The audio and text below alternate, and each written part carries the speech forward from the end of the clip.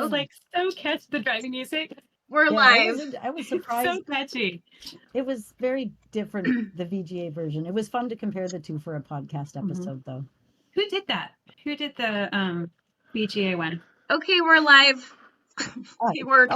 Yeah. Hey. Okay. Hi, Hey. hi all. Hey. I'm so sorry we're like a half an hour late for the stream. We have 0 viewers right now, but that's all right.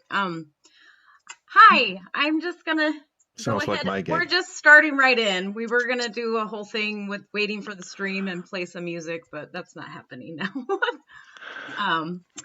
Okay. I'm Roberta Vaughn. Hello. I'd like to introduce this amazing stream that we've put together for Son of Sequel and the current Indiegogo project that we have. We have 3 days left for that. And I don't know, it's just a music party. We've got Robert Holmes in, of course. We've got George Napier, who worked on it with Robert. And we also have the lovely Sierra composer, Ken Allen, in. Thank you for being in. Hello. And we have Hello. guests, Space Quest historian Trolls Climber. We have Fogtown game developer Sean Parker. We have Magic Map Studio founder, musician Eric Elsom, co-host of the Classic Gamers Guild podcast, Anna Vigu, and singer, actor, and performer Sarah Kelly. Hello, everybody. Hello. Hello. Hey. Damn, I wish we could have had the before music, because we have an MP3 in the local channel that is just. You want me to play it? Maybe we can close out with it. Where did you put Yes. it? Where did you put it at? I think somebody heard it, and that's why there's nobody in the street. There were like 200 people there, and now they're gone. Did you put it in the Facebook chat? Where'd you put it at? No, I put It's it in in the general. In Discord? In Discord general chat. I'm half kidding. Oh. You'll get -1 viewers if you play that. Well, here, we'll play it. At least I've got something good for this stream.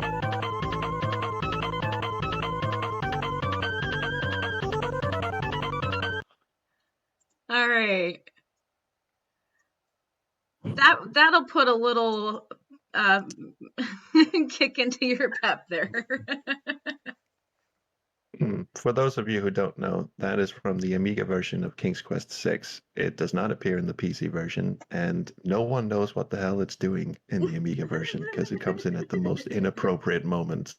Right after you tell Death to piss off, that music plays as you ride the nightmare horse out of the land of the dead. It's like, why? And Eric loves the tune. Deeply mad. Apparently, that's what I'm being told. Well, while we're playing music, I do want to, I think, post or play a little, because I was gonna play in the beginning, just some of Son of Sequel track here, and I will do that right now. So here's it's the first song from Son of Sequel called An Ocean Between. Play a little bit of that.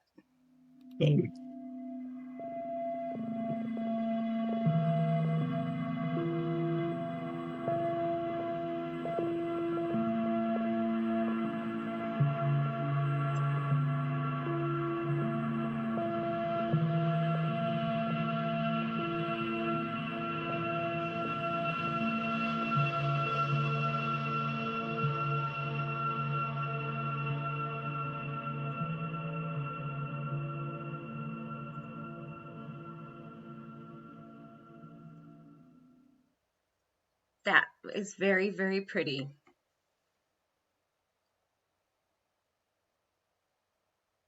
Yeah. That's actually a George piece. Yeah.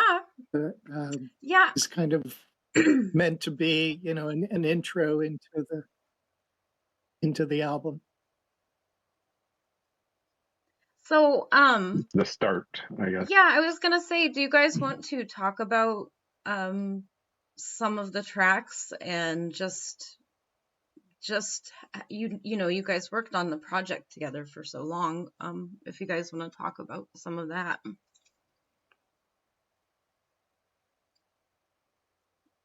Well, you know, the overall concept, George and I have, it's interesting because we have similar things that we love in terms of some of the music that we're both drawn to, but his style is very different than mine. You know, mine is kind of has its own kind of shtick. It's fairly predictable, but George's is more of a ambient kind of it's multi-textural and it can be, you know, very interesting and in different kinds of musical ways than I work. So I just thought it would be an interesting experiment to try and create a project where we were melding both of those, and one sort of would set up the other or release the other or shift them. You know, it gave us a chance over 20 tracks. I think it gave us a chance to sort of give the listener really diverse musical experiences and hopefully, you know, not get tired of listening. Yeah, one of the real challenges is because the styles are so different. It's like, okay, how do you put it together so it's not just A then B then A prime and B prime? You know, it's just, and you know, it's kind of interesting when doing the pieces and when we were sharing them and things. Robert really had this kind of vision for how it was supposed to work, and at some point I was just like, here, and he ended up putting together like this order of things that really I think, you know, just it surprised the hell out of me because they really kind of worked together like that. So it was a lot of fun, but it was nerve-wracking sometimes because I really hand it to Robert because, you know, there were times where it's like I just don't see the vision. He's like, don't worry about it. We've got it. So there you go. Well, it's really beautiful. I know that you both do have different styles, but when you combine the two, it just kind of, it's made a it's very magical. You feel very lost you feel lost at sea. you feel you know, you feel close to, I mean, I grew up near beaches too, and ocean. So the ocean means a lot to me anyway. And when you put that into music, the way that you guys, the Son of Sequel's done, it's just really, it's really poignant and touching, and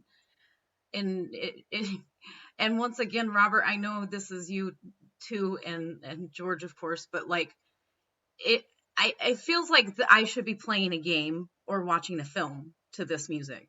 That's always the quality that you always have do for me, and why I love your music so much. So. Oh, thank you. Well, you know, that makes me feel like hopefully it succeeds because I know, like I just did a long drive the other day and I listened to it on the way, and it was really interesting for me because, you know, there were various points I forgot that I was kind of listening to something in sequence, even though I knew what the sequence should be. And it just sort of, you know, led me down different paths, which is a nice experience for a listener. Awesome. You can feel that coming through in the music too. Mm-hmm. Yeah, I kind of feel the same way when I put something together and I listen to it in sequence enough times.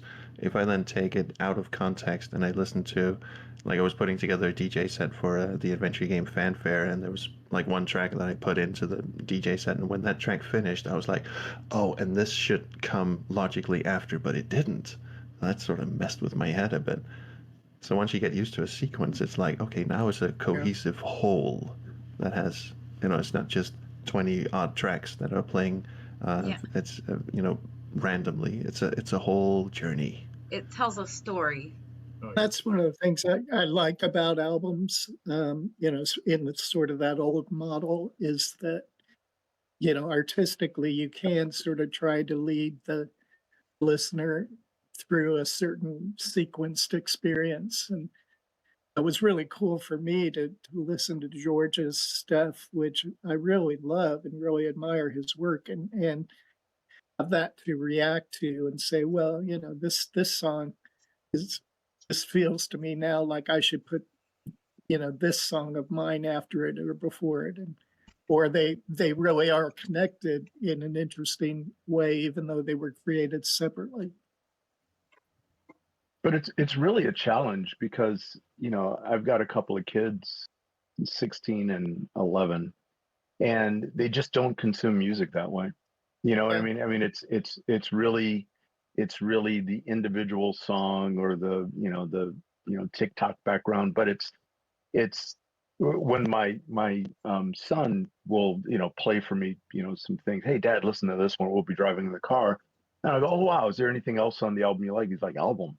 Yeah, I mean, it's sort of it's like there's this one song by this one artist, and there might be another song by that same artist, but it could be from 2 years ago or just last week, or there's just no sense of a story. Yeah. Yeah. And it's not like really- that's not like that's inherently terrible. It's there are some. I mean, I can vividly recall buying an album for a single song that I enjoyed, and the rest of definitely. the album was trash. Yeah. A lot. Yeah. So there are Yeah.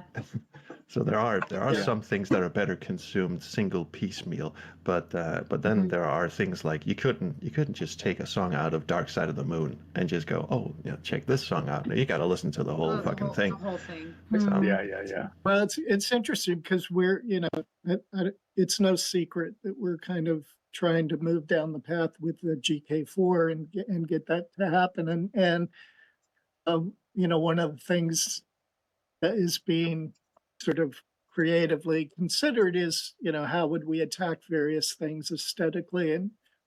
And it's interesting because I've had so many people say, oh, seems like there's so much music in both sequel and Son of Sequel that would work great in a Gabriel game. So it's kind of nice. I kind of feel like I'm ahead of the ball, like, okay, I've got some good cheap music I could reach for if I need it. I think when you send me stuff and say, hey, can you like do something to this, and I listen to it and I go, yeah, that sounds like Gabriel Knight. There's something you do on the piano. I don't know if it's the sequence of chords or just the sort of mood and vibe you go for, but there's no other person who could do what you do. It just sounds like Gabriel Knight, and that's why perhaps somewhat unfairly, whenever I describe your albums to people, I say, it sounds like Gabriel Knight without the game attached. Well, I think the new it's kinda albums what I do.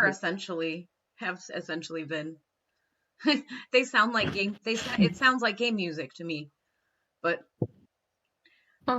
eventually, right? Yeah.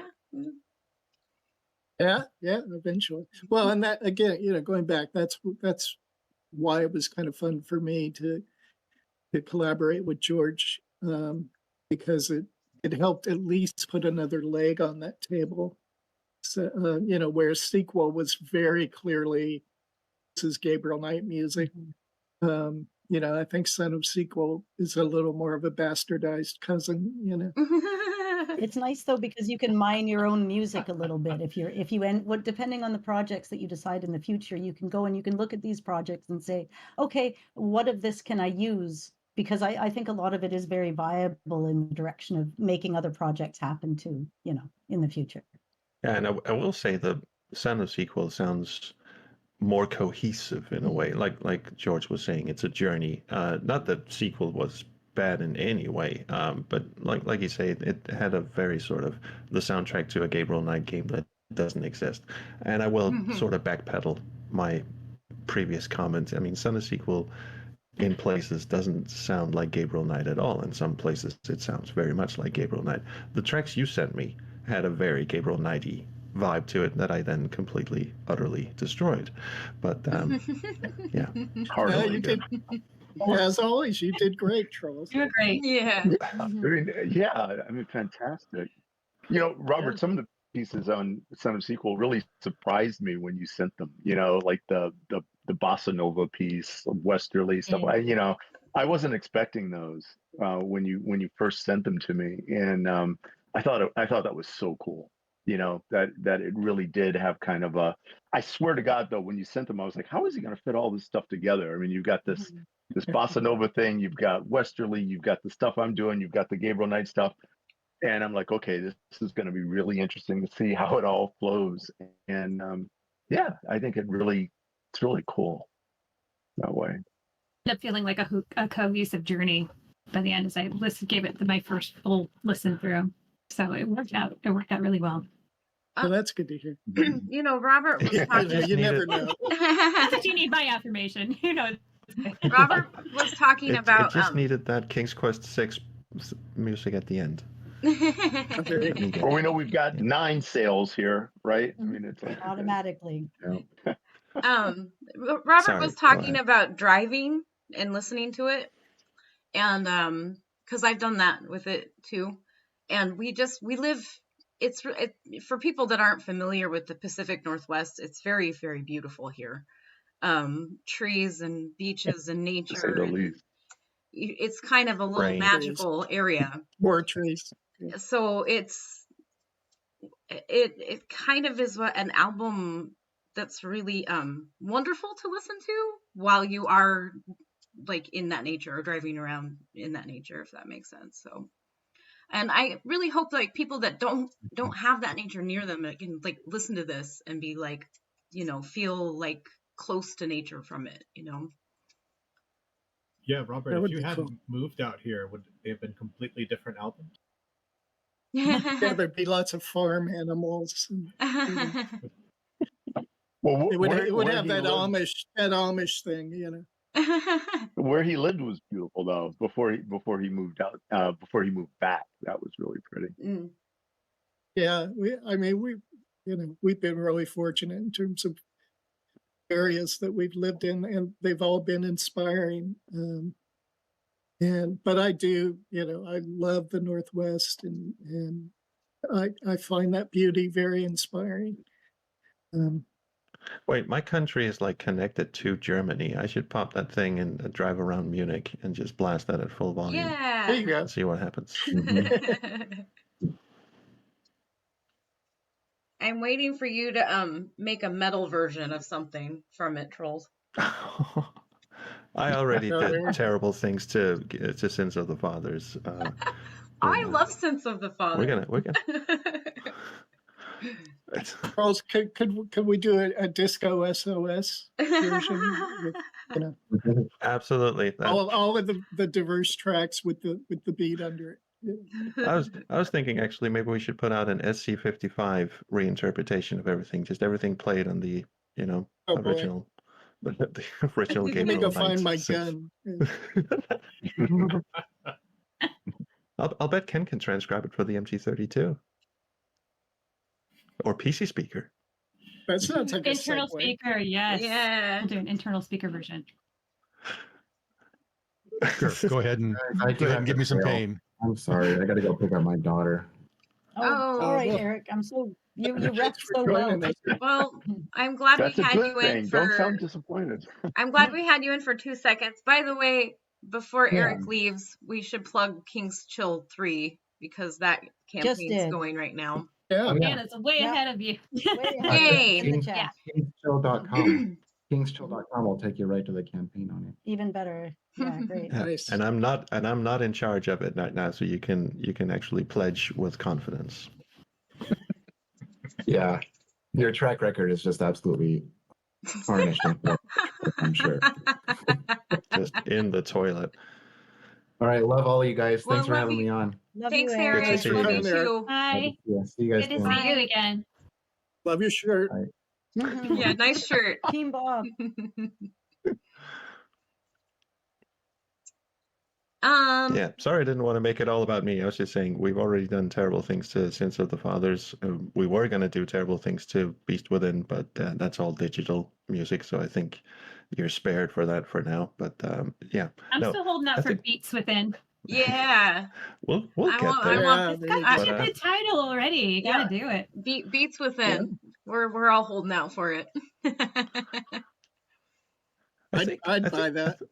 I think Robert came up with that. Didn't you? Didn't you say that if we did two, It's it should be the entirely Beats Within? possible. Yeah, I I think think it was so. in Yeah. one of our streams, and Robert did Um, come up with that. Yeah, I think so. Yeah. George knows I'm famous for brilliantly bad ideas that never go anywhere. They just like spew. I had a team once, that the Sting team. They actually had a board on one of the walls. It was called Bob's Bad Ideas. They Aw. would, So how I'd like to hear, and I'm sure you've told this story before, but just for anybody who hasn't, how did Son of Sequel?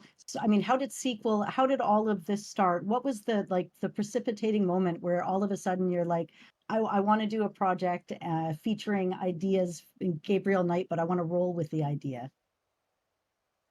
well, we moved out here, and we had been living in a cabin in Truckee for like 9 months, so where I didn't have a lot of my gear and stuff.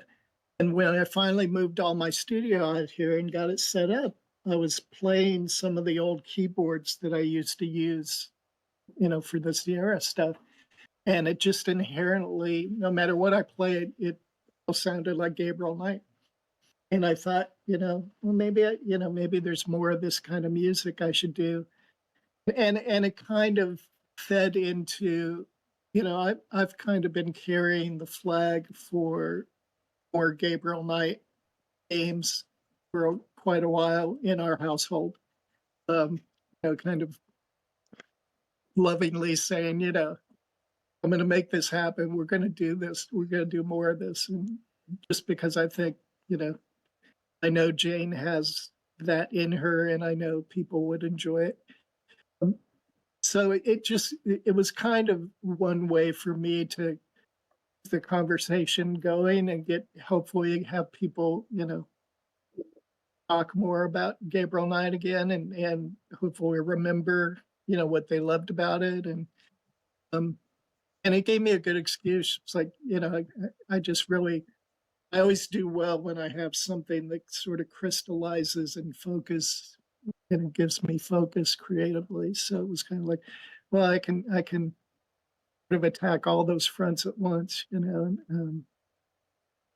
a good couple of years of solid activity.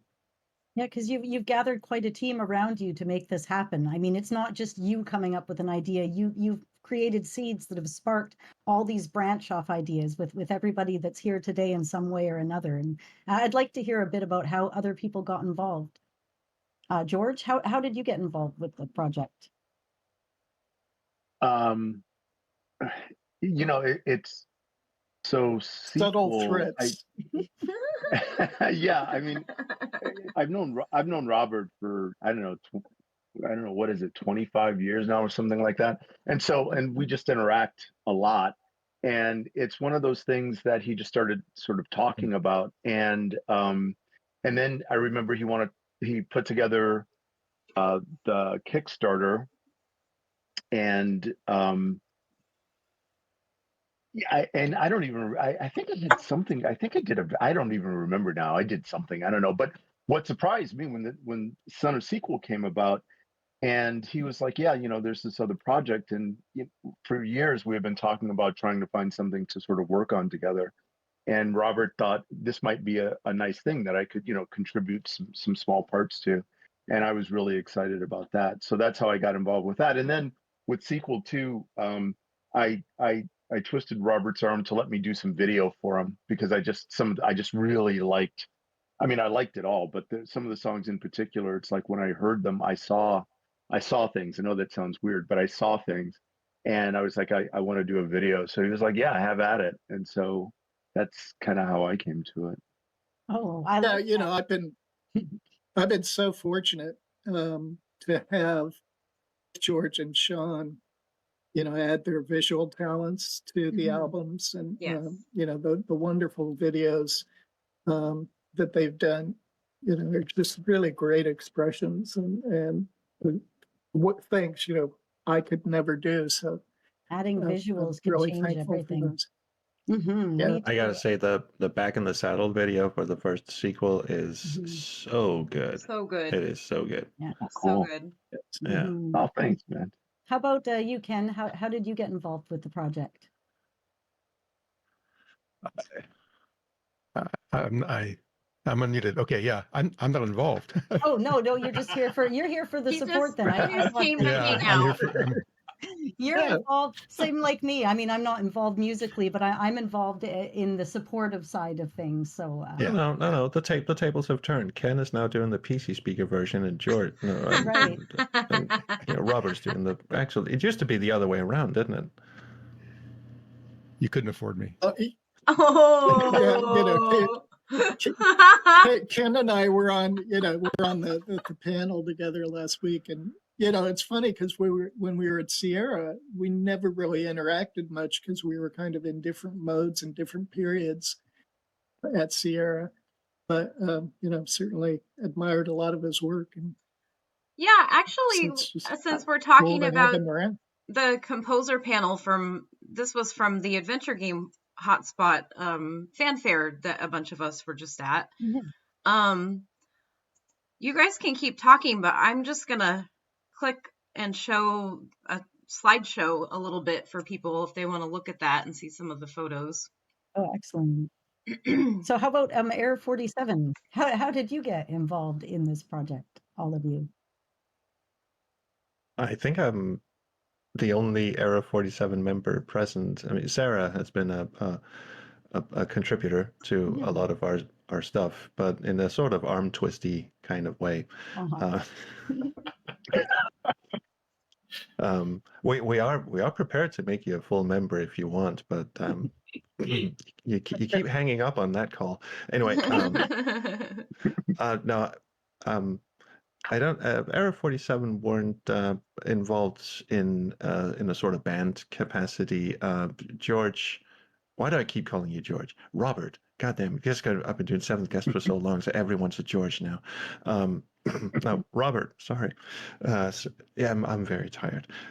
When he was doing Sequel, he sent me one or two tracks from Sequel and said, "Can you play drums on this? Because I heard you play some drums on the Synths of the Fathers album that we did."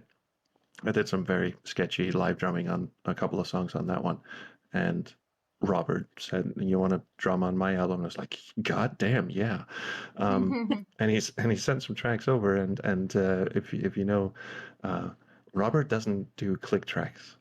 He just it's That's the truth. Every drummer I know hates my guts. Yeah. no, it's normally when you do the studio music, the drummer gets to party first, and then everyone else has to sort of follow along. But with Robert, it's the other way around. So somehow I got through the I think it was 2 tracks on Sequel that I did drums on, and somehow got through that with approval. So when Son of Sequel came around, Robert was like, "Hey, you want to do it again?" And I was like, "Yeah, goddamn, yes."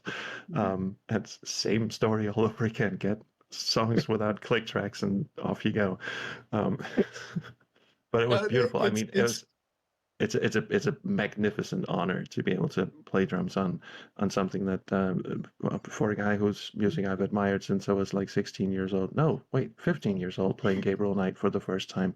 And says to quickly say Era 47 not involved in a band capacity, but the drums for Sequel at least were mixed by John Paul Sapsford, who was the guitar player in Era 47. So it was a little bit of cross-pollination there. Also an awesome composer in his own right. I have John I have Paul to throw that out there. It's great. Sapsford is amazing.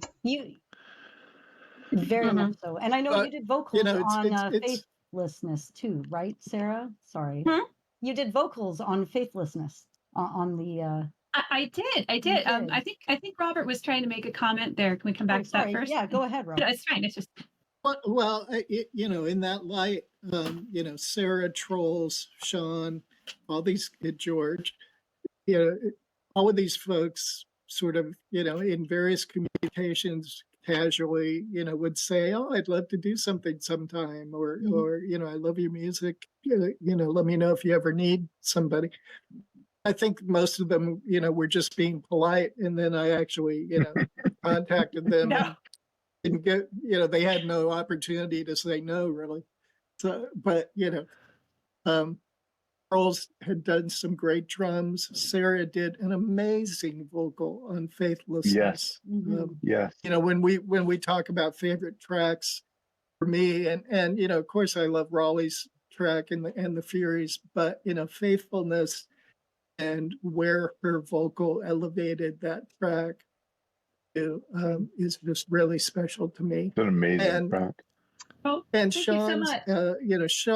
Sean's video work and all throughout my campaigns, and it also work he's done for the songs. Um, you know, all of that stuff just really, really helps infuse, my work, which is relatively simple, and um, it just always takes it to a great place. So I feel very fortunate to have these folks, lend their talents. I just want to say it's absolutely true about Sarah. She elevates music. I mean, Mhm. she could make "Girl in the Tower" sound good. That's an It's true. achievement in its own right. Yeah, yeah. Beautiful voice. Beautiful Yeah. voice. Thank you. Sarah, I'm not good at taking Sarah's compliments. I'm trying. But thank Sarah's you. Sarah's voice brings me to tears, honestly, because it's so very powerful and beautiful, and she's an angel from above, and I love her very It's a much. I love well-trained. you, Sarah, but Absolutely. I love you. And playing drums without click brings me to tears. So it's full circle. Hey, Trolls, I remember one time I was asking Robert, he sent something. I said, is that like 85, 90 BPM? He said, yes. I'm like, what? Come on, guy, It's okay. Yeah, Thank you. Figure it out. it's such a terrible, it's such a terrible thing to do to somebody. It was the same thing with the Scarlet Furies tune. We laid down a bunch of tracks before the drums came in. Unfortunately, Steve, just really had to work to get it in there. It's just really an ass backward way to do stuff, and not the way ideally that you would. But it all comes out in the wash, and all the stuff turned out great. I mean, Literally the wash, turn the reverb up, Yeah, that works every time. And I gotta a say, couple of weeks of editing, and I'm making a big fuss about it. It's honestly, it was such a pleasure to be able to play drums along to this. And since I do it on a digital drum kit, I was able to make little short corrections so that it Yeah, fit into. But most of the time, it was just Trolls, your 3, 2, 1, jam. your stuff was great, Trolls. I mean, I loved the stuff you added to Sequel and yeah. Sun, and it was really, really nice. I don't think I've ever had a chance to tell you that. Oh, thank you. yeah, it sort of really face brought to face. an energy Yeah. that was not there. So it's Thank you very very cool. much. Mhm. And before we leave the Love Fest, I just want to say one more thing. Sean, the video you did was Mhm. beautiful. It The really imagery is. in the video you did was beautiful. I remember the first time I saw that, I was really blown away. I was like, wow. And I've never had a chance to tell you that. Mhm. So, Oh wait, you did the music video Yeah. too? You did the documentary stuff, but you also did the music video? I did the music video for All Is Well. Oh gosh, that was Yes. amazing. Oh, thank I you. didn't know that Yeah. was you. No, Yeah. That was really well wonderful. done. It was really fun to work on, and it just kind of just flowed naturally,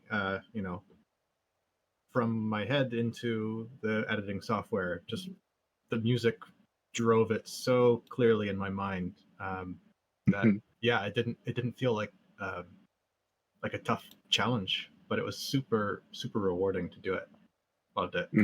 And it, you know, you nailed it so perfectly. I remember, you know, the first time I sent it to Raleigh, and, you know, Raleigh is really specific about what she likes and what she wants the Furies to represent and how it's represented. She just immediately loved the video. She just thought it was absolutely right on the money. Oh wow, that's great. Yes, Sean, you're awesome too.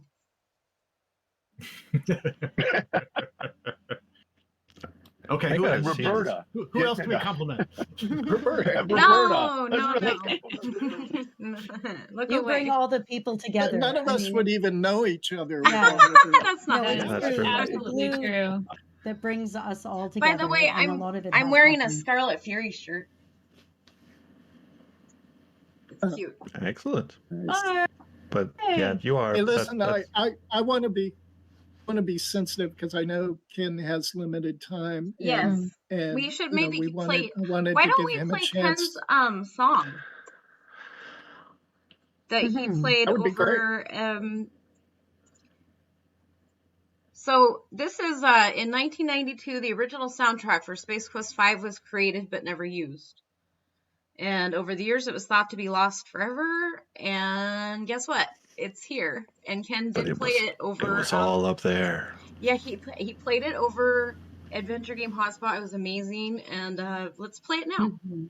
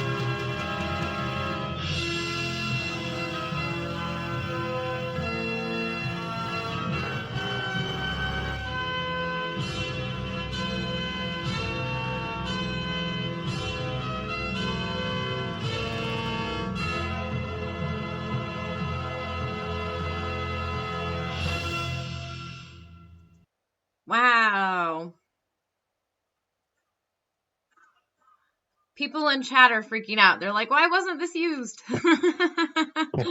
I know, right? Well, there's the official explanation and the real explanation. I don't know which one we're going for with this stream. Well, I think the statute of limitations is over, so I can give a little more detail than I have in the past. Ew. You were I very don't think, diplomatic at the fanfare. yeah, I don't think it's a secret to anybody that Sierra didn't pay the best, and it was something I offered to come to Sierra at a rate lower than I would normally be willing to work, on the condition that if they liked me 90 days later, they would bring me up to the pay scale for that position. Well, they hired Bill Davis shortly after that, and he was never told that, and I never got the promised increase. So that was a continuing thing, and I ended up deciding that I needed to make more money at this job. And so after being told, no, we can't give you a raise, no, we can't give you a raise, I said, okay, well, I guess I'm out of here. And on my way out, Ken Williams pulled me into his office and he said, why didn't you come to me? I said, I didn't know it was an option, but I've already made plans based on what I was told. And I've got contracts lined up, so I have to leave. And so Ken Williams said, well, and I love Ken Williams, so this is nothing against him. It's his company, and he can make decisions that he thinks are right. But he's on the way out. I said, well, if you leave Sierra, you can't ever work with us ever again. And I said, oh, okay. And it turns out that that's not true, because I think, Robert, you left and came back, right? Yeah. Yeah, I never really came back officially, but they let me stick my foot back in the door. All right. So I went off and I did some music for a couple of different companies as a contractor. And Mark Crow, who had moved from Oakhurst up to Eugene, where Dynamics was located, reached out to me and asked me if I'd be interested in doing the music for Space Quest 5. And I thought, yeah, I'd love to. It's right in my groove. So I signed the contract and I started working on the music. And now at this time, he reached out to me when the Olympics in Barcelona. So that's the year that we did this. And he knew that Ken and Roberta were in Spain watching the Olympics. And so we could probably get this thing done and no one would be the wiser. Well, I got called to a trial as a witness at a trial, and I don't want to go into the detail, but it involved a former employee of Sierra, and I was a witness for the defendant, and so I was there just to say, well, yeah, we would work on the weekends, and the way we do that is we take equipment home and we work on it and bring it back, and it was something we did as a practice. And so Sierra's lawyer got up and said, you have a bone to pick with Sierra, don't you? And I said, well, not really. I mean, I'm doing music for Space Quest 5 right now. And seated at the defendant's table was Mark Siebert. And his eyes lit up like, what? Now, again, I don't have anything against Mark Siebert, but, that was the company policy. And pretty soon I hear that they're pulling my music out, and I think it's because Mark Siebert made the connection and let Ken know. So what Dynamics did is they used their two in-house composers, and like I said at the conference, they did a great job. The music is really wonderful for that game. But mine never got used, and there are people who love the Space Quest series who never knew that I was originally contracted to do the music, and so now we fast forward to 2024, and Alex from the organizing committee of the fanfare reached out to me and said, "Hey, would you like to speak on the composers panel? Trolls is moderating." And I said, "Oh, I'd love Trolls. Yeah, let's do that. Would it be okay if I bring back a piece of music that was originally composed for Space Quest 5 that no one's ever heard before? I'll play it during the panel." And she said, "I'll do you one better.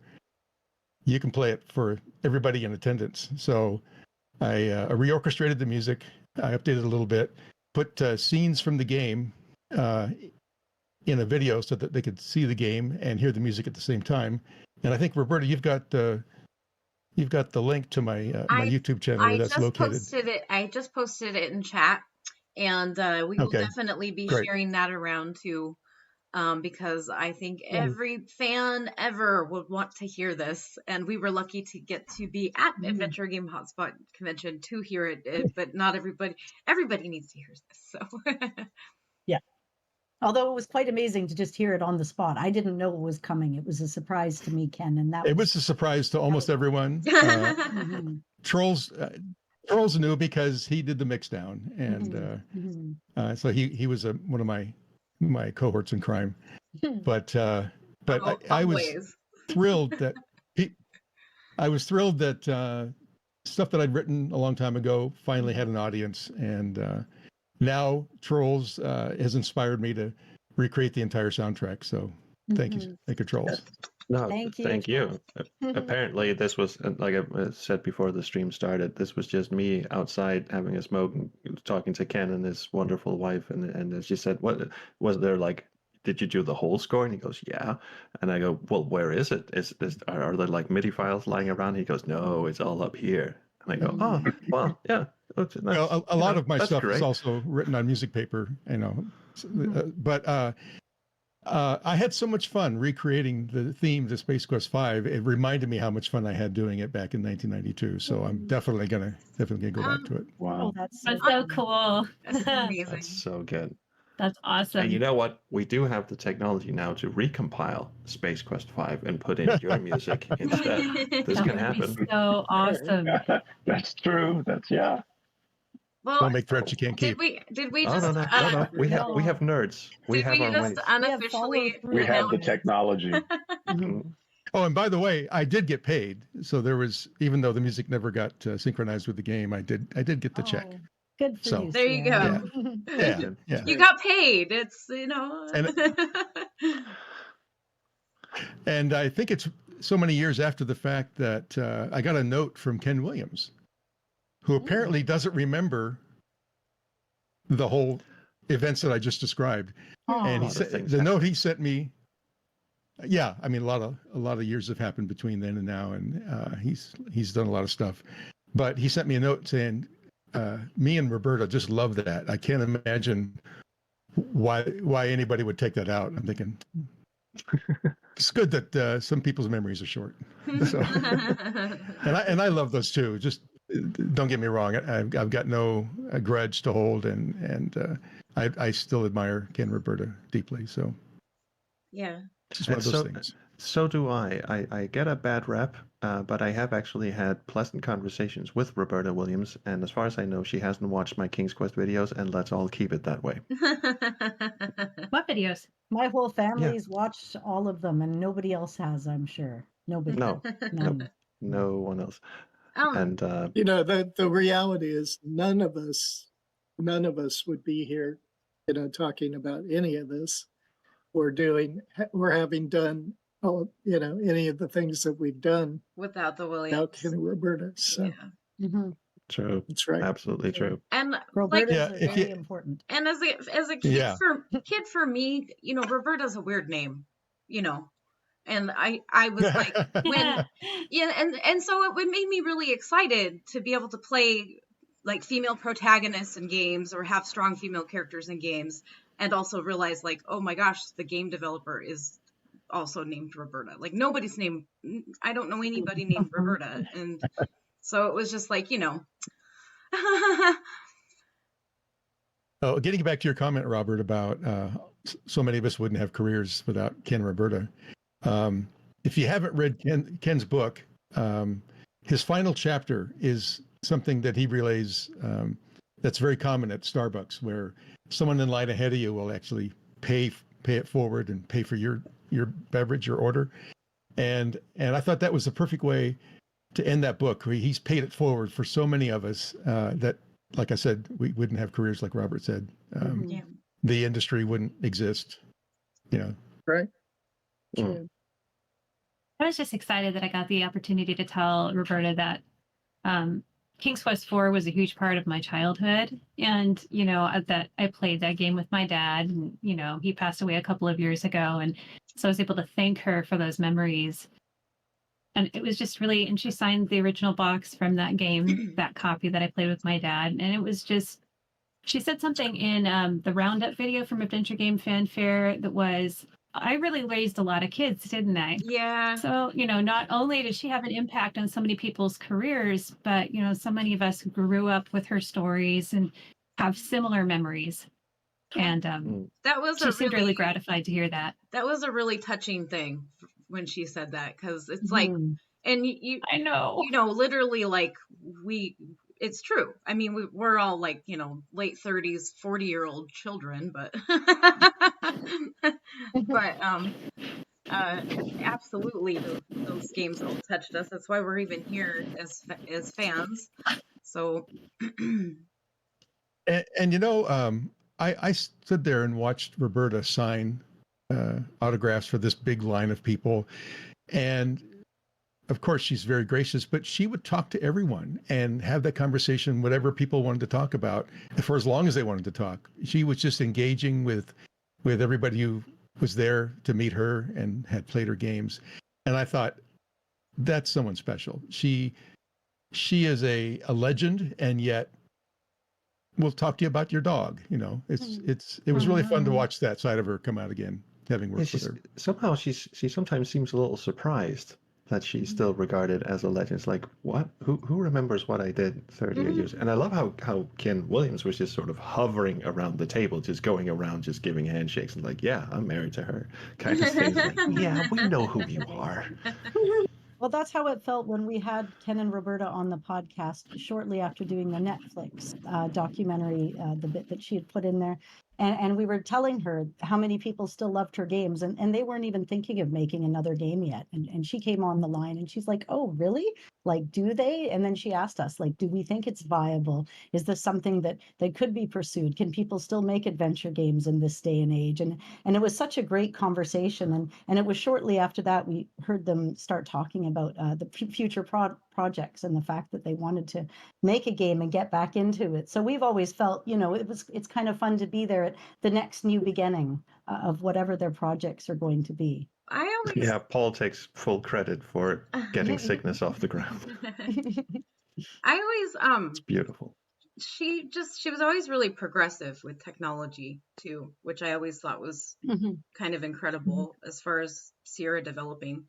And then she gave a lot of opportunities to women. Like there's a lot of women that worked at Sierra, and some real powerhouse women that I look up to, including our very own Jane, Robert's lovely wife. Yeah. So That was a huge deal to me. As our sign. It's very interesting. Jane and Robert. It's very interesting for Jane and I, to reconnect with them and to be standing next to them during some of those reunion photos and things. And we both just feel so warmly about that opportunity that they, gave us and gave her. And yeah, I mean, it was amazing when you think about the women in that company and the work that they created. There's one photo from the. There's even programmers like that were with, it's like it's amazing to me. Yeah. Anyway, go ahead, Trolls. Yeah. It was. Oh, go ahead, Trolls. Sorry. It's just there was a photo from the fanfare where it's Jane, Roberta, and Lorelei Shannon all together, and the caption is something like "the power trio of women at Sierra," and it's just completely true. And there was one moment at the fanfare where I can't remember exactly when it was, but Ken and Roberta were like seated in the front row of this auditorium, and I was just sort of hovering around because I think I was like supposed to be doing something and I wasn't, and I was about to go over and just say hi and whatever to Ken and Roberta Williams because now I had the chance to, and I see Jane coming like from the side of me, just walking over to Ken and Roberta Williams, and I'm like, I should back away from this. This is one of those moments I should not interfere with. Well, I'm sure it really seemed like everybody was also excited to see each other too. Yeah, I was just gonna say, Ken and Robert, you're in here. You guys probably just had the time of your life getting to see people you haven't seen in forever. That's Yeah, true. oh, yeah, it was great. It was great.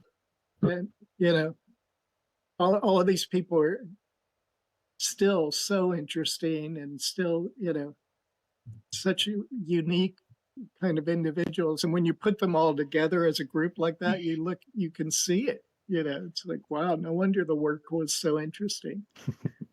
Oh, and I gotta So say, much talent. before Ken hops out of the chat, I just have to say that was the best retelling of the William Shatner story I've ever heard. It was so great. I've heard It that was story great. so many Yeah. times now, but I've It was never great. heard it told like that. It was Yeah.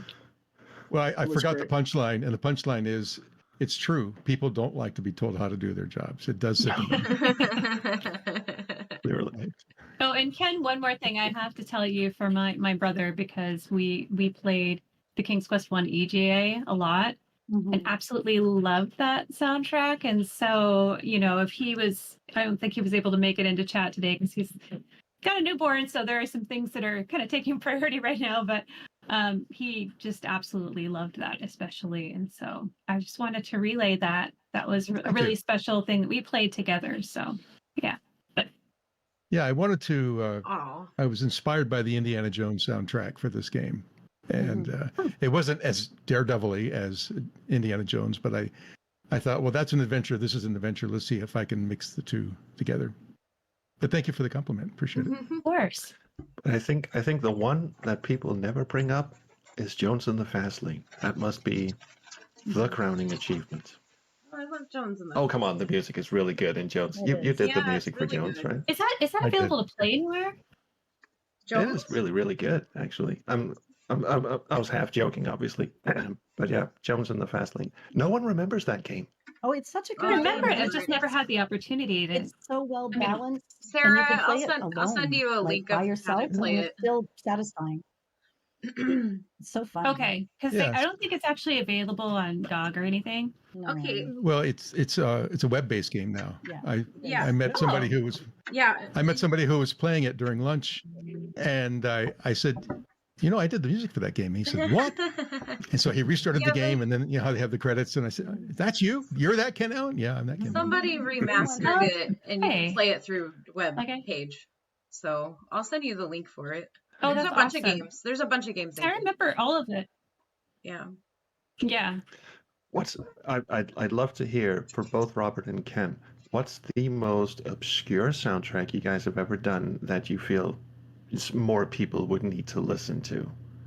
Is it Sexter for Ken? Didn't you do that? Well, that was just reorchestrating the Japanese soundtrack. Yeah. It's so good. To be honest, I think the soundtrack to Oil's Well. Oil's Well.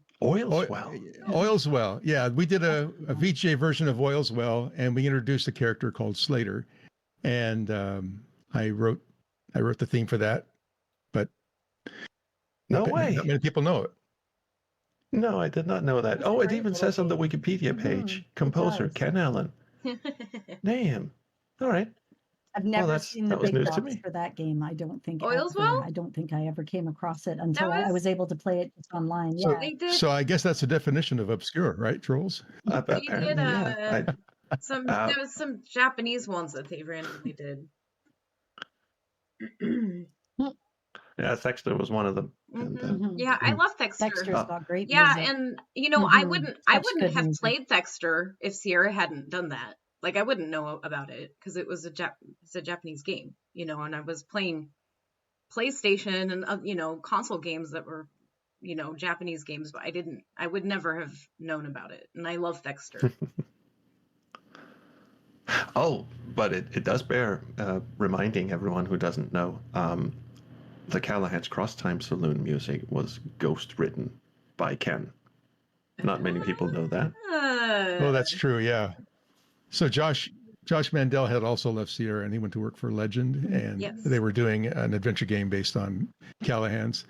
I was still is a great employed game. somewhere, and I didn't want them to know that I was doing. And so I did the music under the name Alan Kennedy. So that's a real stretch, right? Again, people statute who- of limitations. Yeah, statute of limitations. People who know me, I've told that story to, and they're not surprised that I because I've got 3 first names for everyone. Right. So, but Robert- unfortunately, oh, sorry. I was just going to say, unfortunately, the theme, another one of those, the theme song didn't get used. I wrote a theme song for that full orchestration, and Spider, what's the author's Spider name? Robinson. Spider Robinson had written a piece of music that he insisted be the opening theme, and so I didn't even know this until the game had shipped that Wow. my theme had not been used for that game either. So I may have to dig that one up. Mm-hmm. It's a great idea. Rob, what's the most obscure game soundtrack you've ever done that you think more people should listen to? It's probably a toss-up for me between Hoyle Classic Cards. You did Hoyle? Because yeah, that was my first project where I was both the composer and the producer. Oh, I spent so much no time with that game. I cannot even so much time with that game. There's a lot of and a lot of the music in that game is stuff that I had sitting around for years, and I finally found a way to use it. So, but it's very Robert Holmes in terms of style and Hoyle 4, so it's classic card probably- games. Foil 4. Yep, Hoyle 4 is Okay. Robert. What about classic cards. what yeah. about and what about the Sting album? The Sting FMV. I have no music in the Sting album. Oh. I offered to do some, and he seemed to think he had it handled. Almost. His mistake. The other one for me is probably Mobius, because I think there's some Mobius. good stuff in Mobius, and I just don't think the game really got as much of a chance as it probably should have. I liked Mobius. I did not know Yeah, you did Hoyle. I think Hoyle wins out on the obscurity part because I've played Mobius. I have not played Hoyle 4. Oh, you and I could- haven't? Oh boy. Well, no, yeah, 'cause my I dad suck- brought it home, I and suck I at was card games. really. Oh, I see, absolutely through suck at Police ca- Quest and Leisure Suit Larry, and then I had to play Fuck, Crib on the Police Quest Ferry. 1. It was We a play- whole I still teach my kids how to play using the original card that comes in the Yeah, big box.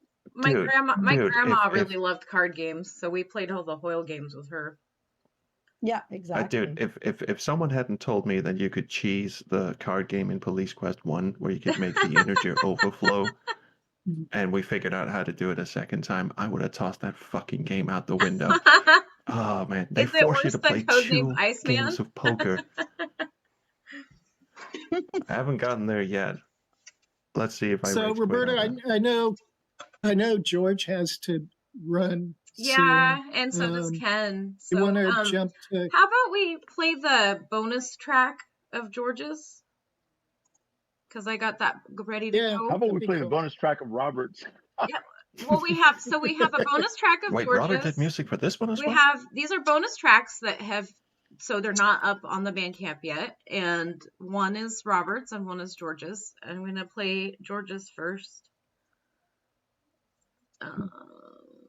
And I'm going to take this moment to bow out. I have an appointment that I have to get to. It's been great chatting with all you. Thank you fine so folk. much for coming. Thanks for in joining Thank you us. so much, Ken. Yeah, We love and- you. Big Love you, hugs. man. Thank you for Yeah. just being so Thank involved you. in the whole Thank- community all By, around. Thank you so by much the for way, this. Ken, before you go, thank you for the Roland. It is beautiful, and I Oh, love it. yeah. Oh, And, damn. It is gorgeous. That and- Yeah. picture I'm and Who ended up everything. with that? and I'm hoping Roberta has it. I haven't. And I'm hoping that if we do the museum in the future, because that's kind of been the plan for anything like that, or Nathan and I may do other stuff with the museum in general, like a traveling museum. This will gladly be a part of like the music section that we're going to do for any of that. So thank you, Ken. So let me just do a quick backstory on that. I think I've been invited to come speak at the fanfare, and she said, "Oh, we have a museum," and I said, "Well, I've got this old MT32 that doesn't work that I've been carting around for 30 years. Can I donate it?" And she said, "Can you donate it?" Can And so you? I think you asked me to sign it, so I went ahead and signed it and gave it to you because Yeah, I gave it to you at the fanfare, and I Yes. was happy to see that. Thank you. Thank you so much. But this is the MT32 that you composed all your Sierra soundtracks. No, like- no, actually, Sierra owned that one. Everything I did okay. after leaving Sierra that had the MT32, I used that one for. Right. Yeah. But still, But it's still a Roland Damn. owned by Ken Allen, okay? I know. I'm just, yeah, that's fucking awesome. Well, it's been great.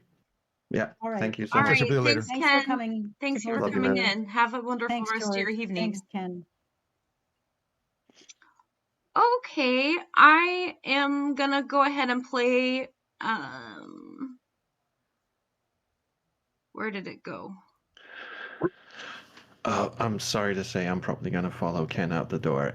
It's That's my okay. eyes are glazing over, Yeah, so terribly thank you. sorry. I Thank lasted you as long as for, I could. you did really good. Thank you for as long as you've been in. I appreciate you, and you're amazing. Thank you. Yeah, so glad to see you. Thanks for Thanks, joining, Jules. Mm-hmm. No, Good luck really. with the move. Thank you very much, and just a round of applause for everyone here in the room. Robert, of course. George, very nice to meet you. Thanks for the Good to meet nice, you too, Troll. nice words. Sean, always a pleasure. Sarah, holy shit, your voice.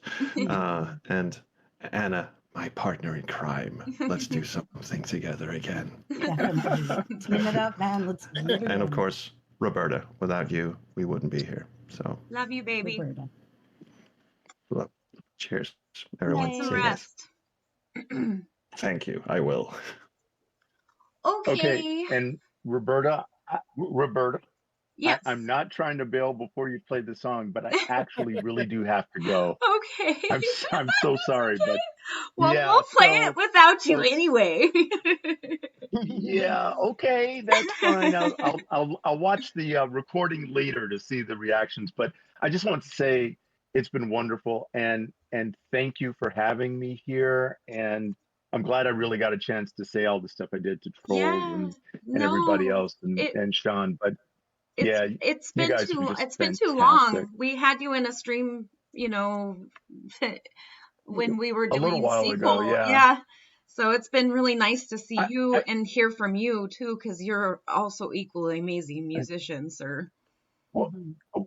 well, that's awfully nice. But I have to say, one of the nicest things that has come out of working on this project with Robert is really just kind of meeting all of you, and and just like Sean, your project Fogtown. I knew nothing about it, and I wouldn't have known anything about it without having worked on this. And it's just great, and all the enthusiasm when you post, Roberta, when you post like 70 pictures from like a thing you go to, it's really fun to look at them, Mm-hmm. and so I'm that just makes me really happy. So thanks. And I guess I will talk to you all sooner than the next Soon. project, I We hope. will do something soon, Looking man. forward to it. Okay, Nice take Thanks, care. George. Bye-bye. Bye, Great to see bye, you. Goodbye. George. Love you. Bye-bye. Okay, well, now I'm gonna play George's music now that he's gone. He's a hack anyway. Yeah, Robert. Now you can dish all. Now, the yeah, Yeah, now yeah. it's public stream shaming. Now we can get down to brass Tea time. tacks. Well, Yeah. it would be really cool for me if we could just take a second, even though there's not as many of us, but I haven't really talked about, and I wanted to say it too when Trolls was here, but I loved Midtown Mayhem. I'm such a sucker for the way the piano comes in, and it Mhm. totally took charge of the song, and Oh, all of the minor chords that are telling a one of your story. favorites. Yeah. Oh yeah, no, and it was just, it felt so triumphant, and the way that he did the drums in it, it was really solid. It blended really seamlessly, and it culminated so grandly at the end before it faded out. That was really a I piece guess that we I were enjoyed gonna a lot. talk about our favorites, weren't we? Oh, nice. music. Thank you. That's good to hear. Yeah, I mean the whole album's great, but that's kind of like, just with my personal music taste, that's the one that sticks out as like the kind of thing I'd put on repeat and have. It was a fun one for sure. That's cool. I love the entire album. I love the story that we were talking about earlier, because it is a journey, it is a story. But my favorite, the song is the last one. It's beautiful.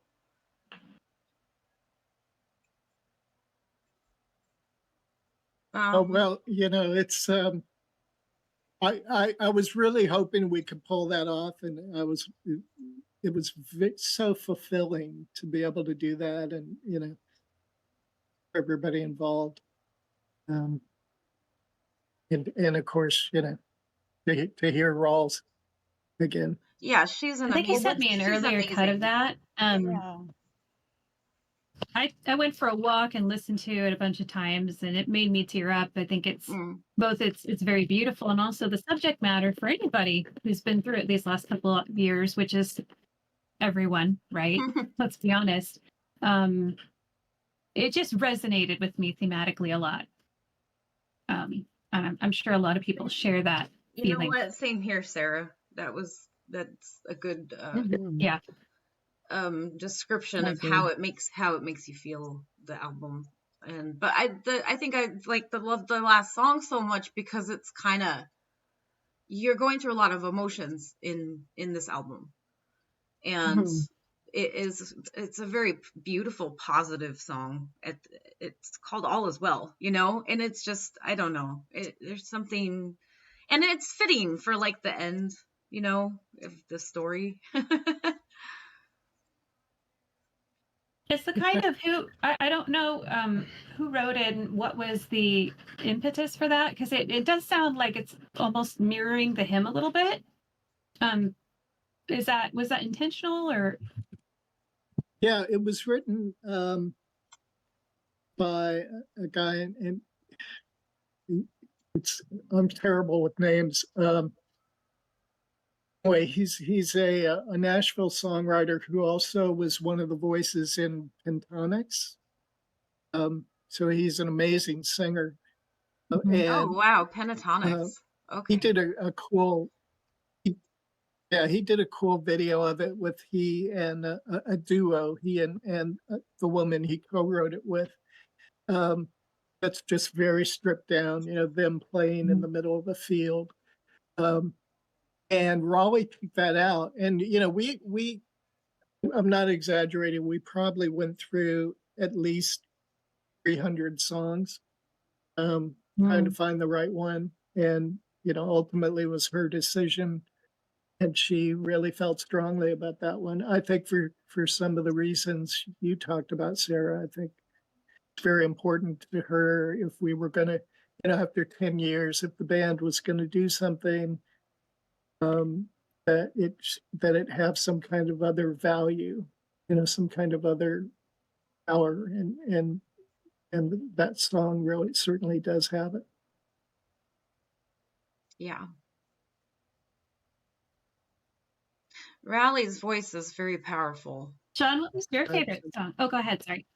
Oh no, I was just, Raleig's it just, if you guys have ever listened to any of the Scarlet Furies too, I would highly recommend you do if you have not.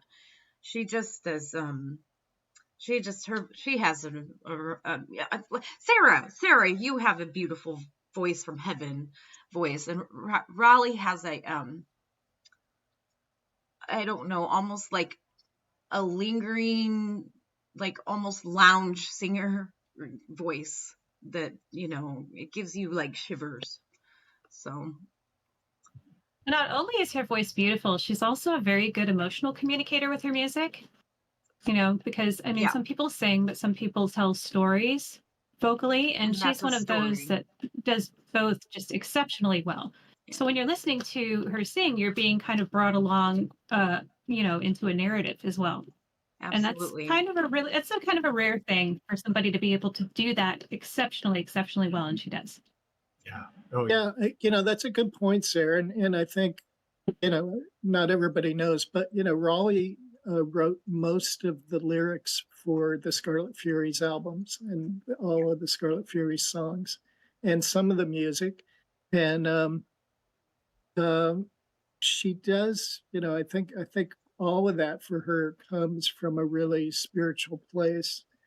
Um, as a live performer, she's one of those people who, whenever she would get on a stage, the room would just go quiet. It's like people just knew they were seeing something, and so it was really cool, to she said, to see that communication happen. Um, Mhm. I always told her she was much better than I ever was when I was young. Mhm. I thought I was pretty good when I was young, but she's really Well, something. the gifts run in the family there, Robert.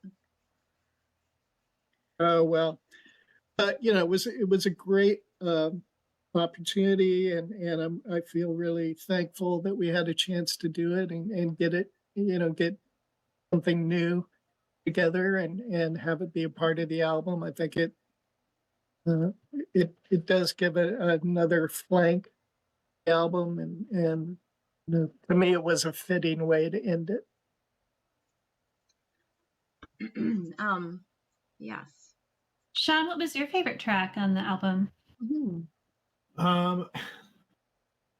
I'm really partial to Blind Horizon, kind of Mhm. Mhm. the kind of the finale track of as far as Robert's work on it goes. Um, I think that that's a really good culmination of kind of the journey that the album takes you on, and then you get the nice, great little epilogue from George after that, and then the end credit song for All Is Well is kind of Yes. how I would picture that. Yeah. So yeah, Blind Horizon's great. I also was kind of skimming through it again today to remind myself and remembered how I really dig that Watcher track. I think that one has an excellent build. That's one of my And Oh yeah, favorites yeah, yeah. too. kind of by the end, it's like it just becomes really awesome. So it's a toss up, I Oh, think, cool. between those two. Thank you. People in chat are saying they It's want. funny now because as I met, By the way, people in chat right now are saying they want gray matter too. Mhm. well, yeah, I'd love to do that. I'd love to do that. Yeah, it's interesting going back and because in fact, I just got the test pressings for the albums, for the vinyl, and I haven't listened to them yet. But it's really interesting to. I feel like I'm at this place now with it where I'm starting to distance enough where I can go back and to hear you guys talk about these tracks. It's really interesting. Ooh, I 'Cause, can't I always wait enter to into hear. this place where I can't wait to hear it on vinyl. yeah, it's going to Oh, be interesting. oh, my favorite track, I wanted to share. I think for me, it's "The Optimist," Oh, track 6. I just I like that one. yeah. it. There's just something about the chord progressions in that song that are just so. Oh, they're happy without being sappy, and I didn't mean to rhyme, but there's just something about it. I mean, it really does embody the title, and it sounds hopeful. It sounds like new beginnings, and I just really, really like that track. Yeah, That's a it's a good one. deceptive one too. It kind of starts so low key and laid back, and then it builds into something that's very Mhm. grand by the end. Yeah. That's pretty cool. I guess that leaves Well, Robert then. Do you have a favorite track? My favorite track is probably "Faithlessness." Hmm. For a couple of reasons. I love tunes that kind of have that sappy emotional aspect. Um, and they're always really a sort of cathartic thing for me in terms of writing. And then to have something like Sarah's vocal come in and Roger's wonderful string arrangement, Roger Hooper, um, just really, brought it to a new horizon. We should have invited Roger in. As a creative. Yeah, I thought about it. He's kind of having a rough spot right now because his wife is going through some medical stuff. So I wanted to be sensitive to that. But yeah, he's amazing. Another, amazing talent in this Yeah, we community. had him in a couple times when we were doing the sequel streams, so he's really amazing. Yeah, I love he's amazing. Yeah, His piano, I have some of his other work, and Very. it's just, and he composes like stuff for his wife like all Yeah. the time, and I'm just like, oh my god, Yeah. it's beautiful, Super talented. beautiful. Super talented. And you know, that album he did, a simple refrain, is really, for me, one of the more listenable of the things that I've done, Simple refrain um, right there. because his performances are just so wonderful. You know, I can still listen to that and be separated enough from it to really enjoy it as a listener. You know. He always posts That makes something. sense. He always posts music at Christmas, like, and it's like his own stuff, and it's so Mhm. beautiful. There's one where it was like I could just Oh, yeah. feel like myself being wrapped up in a warm blanket with the snow falling on me. Like, that's how beautiful that music Mm. is. But anyway, we love you, Roger. And you know, Roger, not only, you know, yeah, I mean, he's an amazing player. He's a wonderful guy, beautiful person. You know, a walking encyclopedia of music. And you know, I could say to him, and I did, you know, hey Roger, could you do, you know, sheet music to Son of Sequel? You know, we're talking about 20 tracks. Yeah, sure. You know, and 3 days later, you know, he's the entire thing, you know, or you know, note by note. You know, he's just Wow. incredibly gifted. It was so cool to do the track that he happened to work on too, for me, like, because I really, really loved A Simple Refrain. And it was a treat to be able to do that with you both. So thank you again. Oh, well, thank Well, you. as Yeah. Sarah, you're so talented too, baby. Don't forget.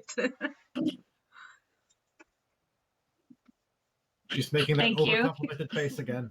I know, Yeah. over complimented face. No, thank you, you're very sweet. I'm going to thank you. But you know, We're gonna- I really enjoy. I mean, if you think about all these people who have been involved in my work, I really, really enjoy collaborating, and I really enjoy the kind of collaboration where you can give somebody something and they go away with it and they come back and they have brought something new to the work.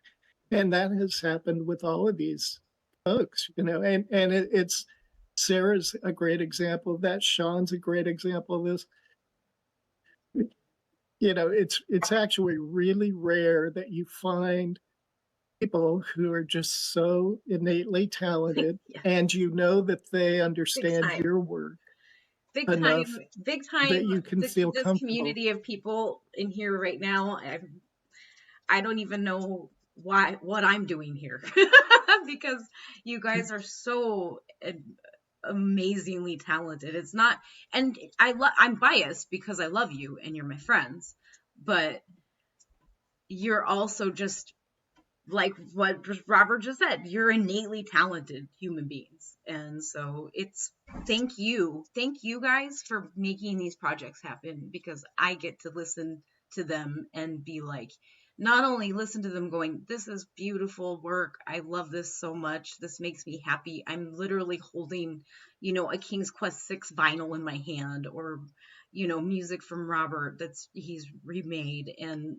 like what you know, that's amazing to me. And then also I get to be like, yeah, and these are my friends. So thank you. Oh, Well, it's a pleasure to be part of that group. Every collection of nerds would be blessed to have a herder like you. So. yes. That's great. You are the nerd herder. That's It's true. And Something they're not like easy that. to herd. I've learned that. And even on a social occasion, if I want one to go over there, for example, I can't just say, go over there. I have to lead them over there, or they'll stand there, many of us nerds, and just sort of wait to, it's like, you know, a vampire. They won't come in the house unless they're invited. So us nerds The won't text go. parser is really buggy. It's true. It's true. So yeah, it's a good time. There's definitely a sense that there is creatively all of us together is a really cool thing, and so it's been exciting to be a part of. And Oh, and speaking of, It's the Fogtown premiere is this week, Oh, yeah. right? Thursday. It is. very cool. I'll probably be frantically working on it right after I hop off of this call to make sure that it indeed Yeah. happens next week. So. Yeah, So I'm OST great. Brainiac It's gonna be in great. chat has Really? said, yes, $405 left for the 5K goal on Indiegogo. Oh, nice. Fantastic. Yes. Yes. We've got 3 That's days awesome. left, so fingers crossed. And if anybody out there has not I donated know, yet, Roberta, you please wanted. do. I think that was one of the reasons, we wanted to share some of the bonus tracks that are one Yeah, of the, why don't I go possible in, since things we you all can talked about all of our get. favorites, or at least the ones that were left in here. How about I play, I'm gonna play, this is the one that George made, and it's called, what is that? In the Cold, Strange Darkness of the Sea is the title of it. So here we go.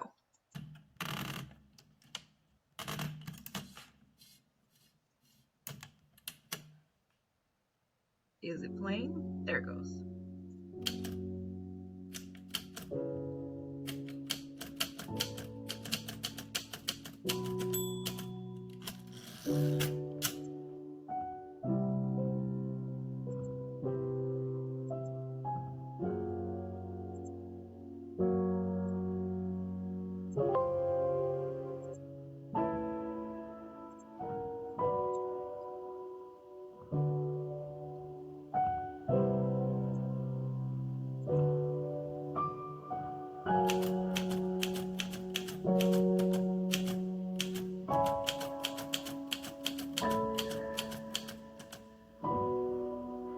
Yet, as I look,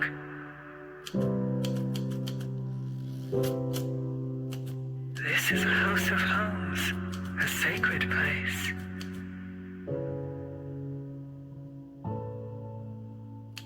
I see a woman's face, gleam from a window far above the street. By human passion made divinely sweet.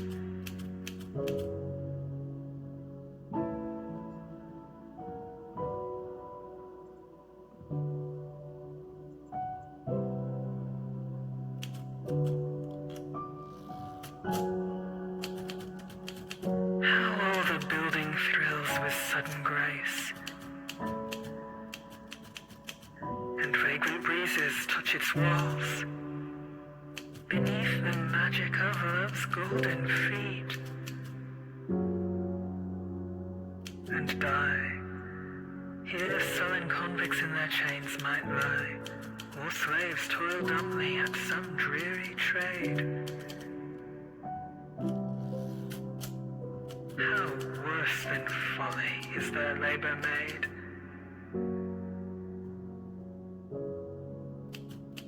Who cleft the rocks, severe against the pleasant arc of sky, the great stone box is cruelly displayed.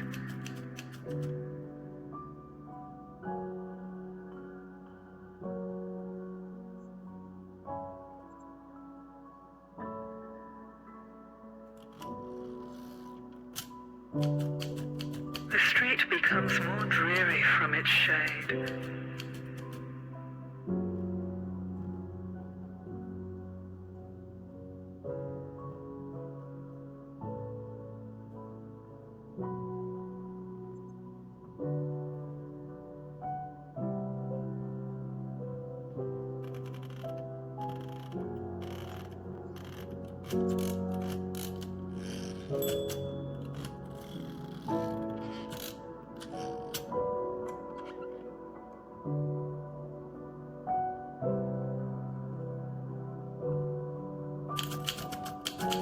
I have known the silent earth draw near with thee. Whence hast thou come? I have heard the night speak through thee. I have heard the winds cry out at thy coming.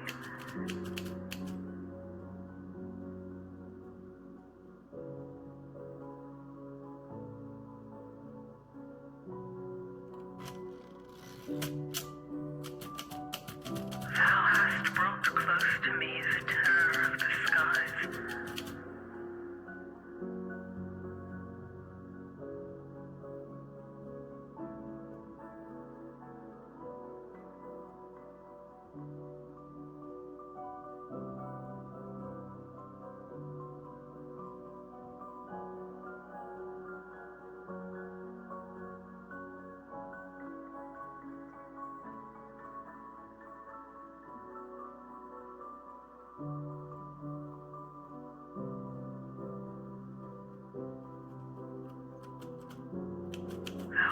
brought the fragrance of the white thorn blossom.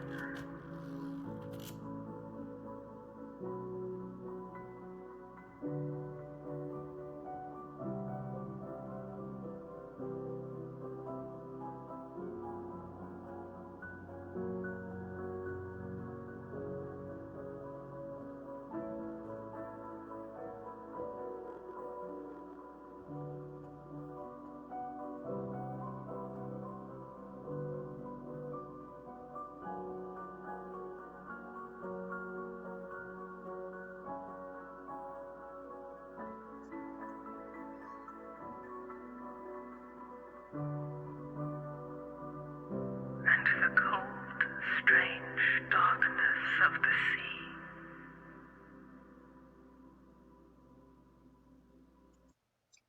Wow. He sent that to me kind of right before the stream, so I did not get the chance to hear that yet. Wow, Yeah, that was great. that is beautiful, and the typewriter and Angelic. the stream of consciousness from the woman and I don't know, that was wow, that's amazing. I wish George was here. Yeah, I really like that. And it's great stuff. I really, you know, it's so funny. He's kind of shy about his stuff, and I kind of had to prod him and say, no, send it. You know, we want to hear people to hear this. I kind of want Sean to That's make the a real music reason he video left for it. early. Oh, that'll be fun. Yeah. Yeah, no, that was I just wanted to share in chat someone. really, really just that was really neat and unexpected. I wish he was here for him to talk about it, but I guess do you know anything about the process of it for him for this? Yeah, I know. You know, one of the things that with George is he works in different platforms. So depending on what he's doing with this track, he'll work in a different kind of technology or different DAW system, as we call them. And he's got all kinds of, you know, modular stuff and technique. You know, he's a big synth guy, so he's got all Yes. kinds of toys. But he's also, I was telling him, you know, he's starting to get a very cool style, which is kind of these ambient sort of sways of sound, and then these cool spoken word things that he blends in and out. I really Really like brings an interesting dimension. I really, Yeah. really like it because I'm a very cinematic person too. And it's like when I listen to something like Yeah. that, it's like I can see in my head like images, you know? So wow, that was Yeah, it is incredible. very cinematic. That was really incredible. I guess we're not talking meant- smack about him after all. We're talking good smack about him. Yeah, that's right. I meant to ask him earlier, but you'd be able to answer this, Robert. Did he contribute anything to your tracks as far as sound design, or did you both kind of stay in your separate lanes for the whole album? Well, it's interesting. Yeah, there are a couple of things, but we actually found it challenging. We keep thinking that we want to directly collaborate like that. We keep prodding each other to try and do that. But I think circumstantially for Son of Sequel, we ended up more sort of working in our own corners and then bringing that together. This other bonus track that we're going to hear, the one of mine, which is, you know, pretty more traditional sort of Robert Holmes. But it was an interesting thing because I wanted to do a beat. So I sent him a little bad recording of me, you know, playing on a counter with my hands of this beat, thinking he would come, you know, send me back a synthesized beat or something, you know, digital. And what he sent me back was like 30 different versions of my hand beat, my original dirty recording of me doing, but it actually worked. And I ended up building the track on about 5 different versions of those hands, which is why it's called one hand clapping. But you know, he's got a really interesting way of doing things like that. So that one may very well be sort of the first collaboration that directly that we've done like that. Oh wow.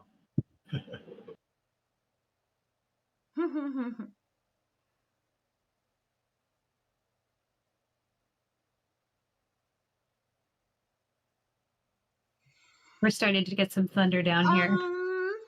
Are you? Rolling in, yep. Are you hearing it, Sean? Or I'm not. My my windows are pretty airtight, but I'm sure it's out there. Shall we play? Do we have that other track, Roberta? Yeah, I was gonna say, shall we play? How about? Okay, we just listened to the beautiful George's bonus track. Sorry, I'm gonna shut my window. And now, Ooh, that was loud. How about we listen to Robert's bonus track? And this one is it's called One Hand Clapping. Is that right, Robert? Yeah, and that is because it's sort of built off of me just sort of playing on a counter with my hands and what George did to that. Here we go.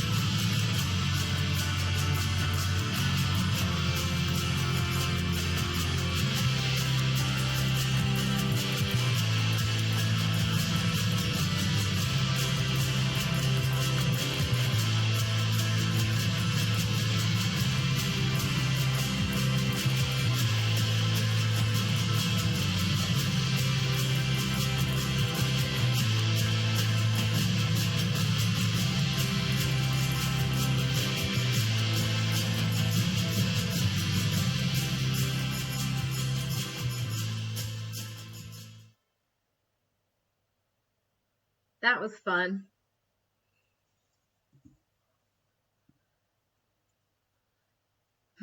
Everyone's saying, "Oh, this sounds like Gabriel Knight." Thank you for that. Hmm.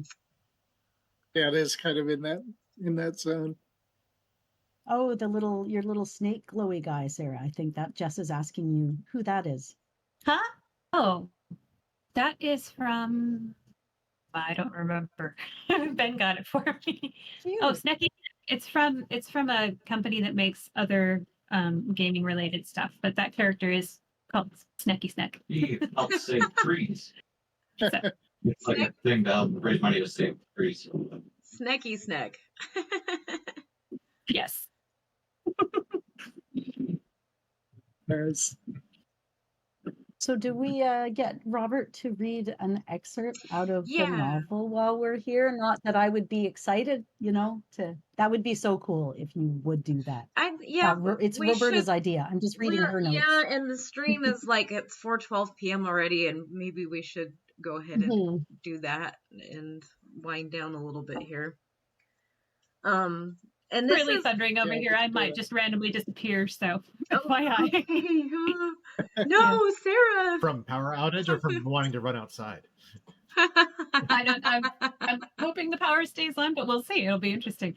Yeah, I just wanted to say first off too, Jane has written a short story, and if you support backers of the Indiegogo that we currently have running right now, gets the full story. And it's never been released. It doesn't go to anybody but the backers for now. And I think it's kind of I think it's kind of worth it alone to get a short story, a new short story from Jane Jensen. Like, that's worth it alone to me to back something and get that beautiful thing. So, but yeah, anyway, Robert had posted a little bit of an excerpt at one point, and I thought he could go ahead and read a little bit right now over the stream. I can try. You just and just with that this is what it's like. you posted. Yeah, I don't remember how much I posted, but I can just It wasn't just much. do a little bit of the first Yeah. section. Yeah. Okay. And Jane would be offended that I haven't memorized this. You're in trouble now. Oh no, now it's on the live stream. We can't erase it.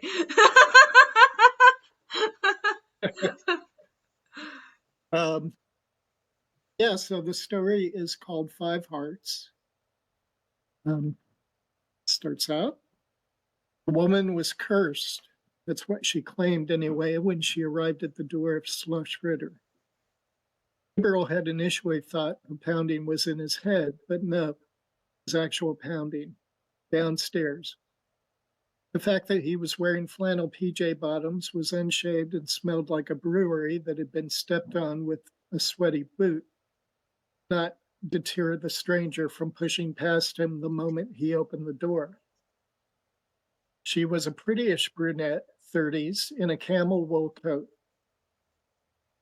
Her eyes were wild, face pale, and her story trembled from her lips. Dogs and trains and dressers and... Wait, Gabriel held up his hands. Please, I haven't had my coffee. I need a minute. I'm cursed. Does the curse extend to those around you? Is there a chance, say greater than 10%, that I'd find my coffee poisoned if I went and made myself a cup? The woman blinked in confusion. No. And I'm getting coffee. Want some? No, thank you. Gabriel stumbled to the kitchen, his feet chilled on Slush Ritter's stone floor. Yes, fine. He drank too much the night before. It always started so innocently. A cold beer with dinner. Look of ice beer was one of his life's true pleasures. And if he had to live in Germany, he deserved to enjoy the beer. Then one glass turned into several as the long, boring evening wore on. The next thing he knew, it was morning, and he had a hangover. To stop it, but the prospects seemed dim with so little occupy him, regrets and questions. So many questions. Washed his face and hands with cold water from the tap and poured himself a mug full of coffee, shade of a black hole. He took a few big gulps and decided he was as ready as he'd ever be. Returned to the floor and with the mug. The woman in the camel coat was still there. This way, he rasped. He led the way into the main hall where there were still a few couches and chairs and tables, artifacts left over from generations of Ritters. It was the cheaper stuff Uncle Wolfgang hadn't been able to sell, apparently. Gabriel sat in his favorite wingback chair and let the woman fend for herself. She perched on the edge of the stiff, horse-haired couch.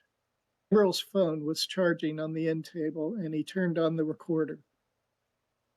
Okay, shoot, I get the curse part, but why come to me? What do you want me to do?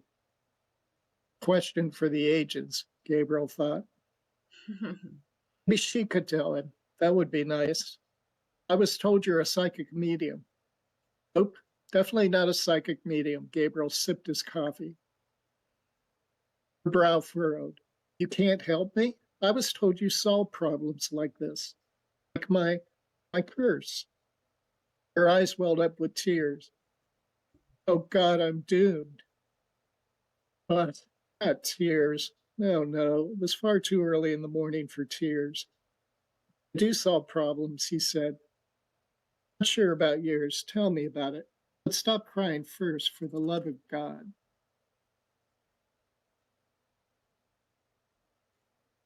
Stop there. Thank you. Wow. That's I mean just like the visuals and the movement, because I'm in my head, obviously I'm making it what I would imagine it would look like at the same time with original like graphic styling and just describing the cup of coffee and that was lovely. Thank you. Now can I ask everybody in chat that's in here right now, do you guys want to hear the rest of that or not? I think we all do. Let's make this happen. It's I mean, I'm biased, obviously, but it's a great story. I think we all are. It came to her in a dream, and it's got definitely implications and some forecasting of what GK4 could be involved in. So it's a very interesting sort of bridge creatively. Looking forward for Gabriel. I really dug reading that story, especially once it gets into the meat of the mystery. It's very fascinating. Was total page turner. And the first thing that came to my mind as I finished it was just, oh my gosh, it would be such a crime if this didn't get to go into be the prologue to Gabriel Knight 4 that it's meant to be. Because I'm fully on board. Maybe. Well, by the way, we've got the Gabriel Knight 4 petition has been is around again. It has been, what do you call it? Not reinvented, but resurfaced? Resurrected. That's it. It has been resurrected. It's fitting. Resurrected, yeah. The petition was to resurrect Gabriel Knight, but the petition itself ended up getting resurrected along the way. So, which is great. Well, there had been in the past, there had been a sort of a defined story for GK4 and a defined location for GK4 and a lot of talk about how that would play out. But actually this sort of new plot that came to Jane in a dream is has sort of taken it in a whole different direction, and it's very rich And I think we're certainly doing everything we can do to sort of move things down the line to, give an opportunity for the story to come out. I think I'm just going to, we can't say anything, but I realize that the fans have wanted things to happen for a very long time. And I just tell you what, guys, this is the most hopeful to be for this. Okay. And that's it. Yeah, agreed. Mhm. And, that's why sequel and Son of Sequel have been important to me. And part of why, even, to this bonus track, why I've kind of held myself in that Gabriel Knight realm musically, because, I think it's important for all of us to generate momentum and manifest things that move in that direction. And hopefully these albums have had some value that way. Yeah, and in the meantime, we get all your beautiful music. Are you kidding me? This has been the best journey ever. Amen. But Thank you. But anyway, I guess we've been going for almost 2 hours, but maybe we can end by saying, please, guys, give support to the Indiegogo if when we get to 5K, which I know we will. We're so close, like $400 away. We have a private donor that's going to match us, and this helps us get all of the goods out that we need to get out from Son of Sequel. And we just really appreciate the community. Thank everybody for giving and caring and helping, and thank you everybody in here that has helped me manage this stream, because I can't do this stuff alone. I'm the worst interviewer ever. Don't ask me to ever moderate. So and just anyway, that's about it from that. It's just and we, Anna has been really kind to be dropping a lot of links in for everything, and she just put that in there again. And I want to thank all you guys for participating and supporting this, and all the community for supporting the albums and this latest Indiegogo. It's going to be very helpful for us, because we've got about almost 500 supporters now who will be sending out things, and you all know how expensive shipping is these days. So this is very helpful for us, shipping and ended up being we certainly appreciate it. Like from Christmas time, when I sent cookies out, it increased a third, like the shipping cost. Yeah, it's crazy.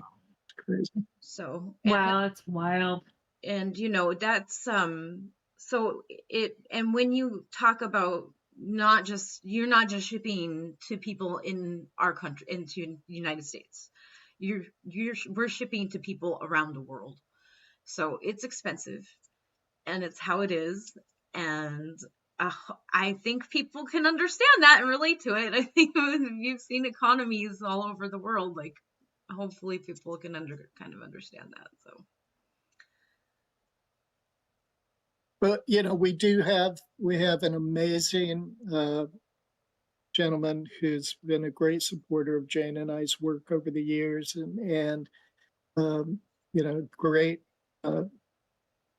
part of the community, who has offered to help match people's contributions if we can get to 5,000. So it's very, very gracious of him to do that, and we appreciate everyone's contributions in helping us get there. That's a big heart right there. And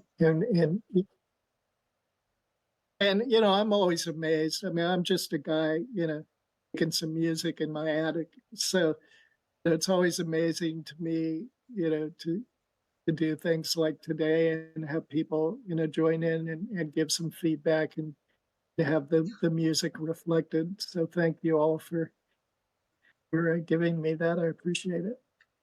There's a couple. So Jess, Our pleasure. Jess Lay in the comment section says, I don't have a question for Robert specifically, but just want to thank Robert for recording all as well. I'm a huge fan of pentatonics, so to have Robert record an A.V. Kaplan song is chef's kiss, fangirling hard.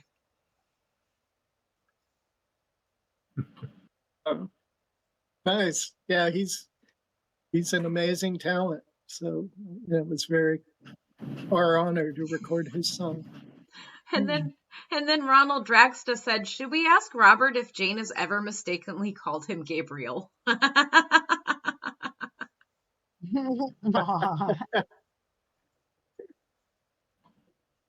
Yeah, it's never happened. But maybe if my hair was red. Or you sounded more like Tim Curry. Yeah, I'd take that. I wish I sounded like Tim Curry. Somebody just came in late. She's never said Gabe and then played it off like she was trying to say babe or anything like that. Yeah, that's it. Not that I know of. Thanks for coming, Zuki Q. Even if it's late, you still came in to support, and I really appreciate that. Somebody came in late, Zuki Q. Guys, I'm sorry I'm late. It was a crazy day. Much I'll love to drop you and the Robert and the whole team. Oh, it's Helen. Hi, Helen. Helen Platt, right? Hey, Helen. I think it's Helen Platt. Oh. Hey, Helen. Anyway. Thanks for coming. So I know, Oh, listen. were we gonna do we have a little, can we do like maybe 5 minutes of Sean's thing, or Sean, or what do you want to do? Do you want to do that? I'm totally down for it. Want to do a little beat? Check it out. Shall we close out with some Beat Saber from using Son of School with Sean? Sounds good. All right. All right, and thanks everyone for being here. Go ahead and talk amongst yourselves. Let's do this Beat Saber thing. All right, give me a moment to make sure the headset's still working. So okay, it'll take a minute. And then we just gotta watch Sean awkwardly fuss right now. We've got a view of. Well, this is worth it. If people are only tuning in now for the stream, this is worth it right here. Is seeing Sean Parker. Yeah, we're not very gonna, postmodern. We're not going to screen share what I see. You're just going to see me going like this.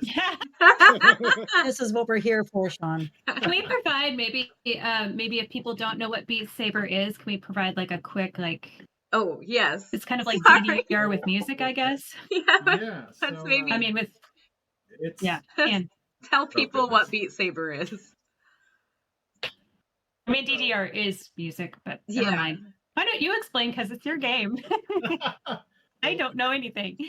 Beat Saber is a VR only rhythm game, which makes it kind of unique, and it's one of the OG VR apps that has persisted with a very dedicated following because it's really, really nifty.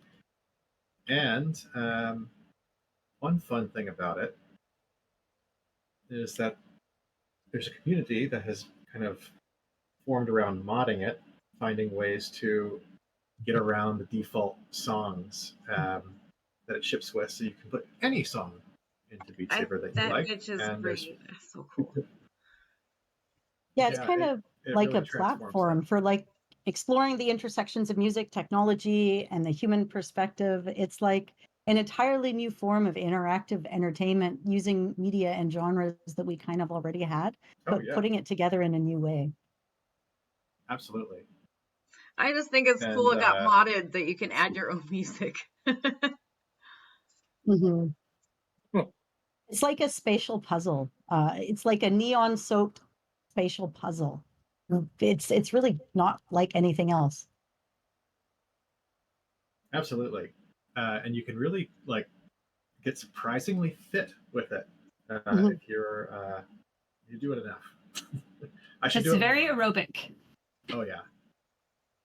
And so back when we were crowdfunding for Son of Sequel, we did a 3-hour live stream, I think, of just Yeah. going through kind of all the Robert Holmes hits. We played a lot of Sequel. We played a lot of the Gabriel Knight soundtracks. That and was few a other 3-hour fun one, things. wasn't it? How'd that happen? Yeah, it was literally triple the length it was supposed to be, which is a little bit maybe in common with what tonight has become as well. Well, didn't we say this was only going to be an hour? Yeah. 3-hour tour. Oops. Yep, we sure did. But you know, you get this group into a room together, and we just end up having fun and lose track of time. Well, we had neglect our technical family. difficulties for the first 20 minutes too, so There was that. So sorry. OBS is not a fun program.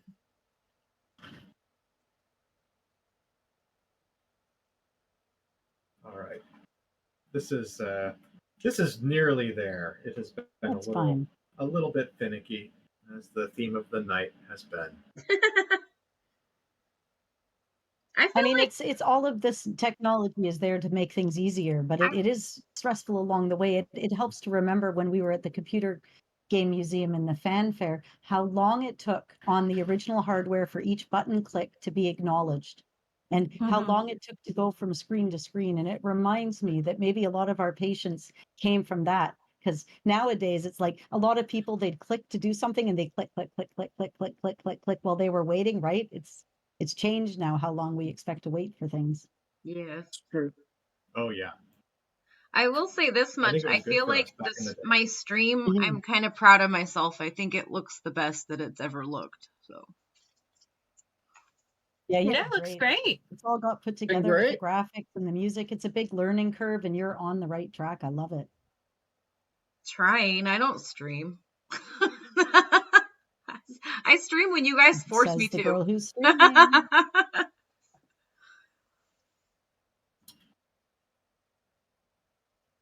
Oh, it's behaving. All right, let's do this. I think we're on track to make this somewhat work.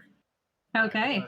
I just got to do the Screen switching sharing of the audio sources and see if I can still hear y'all.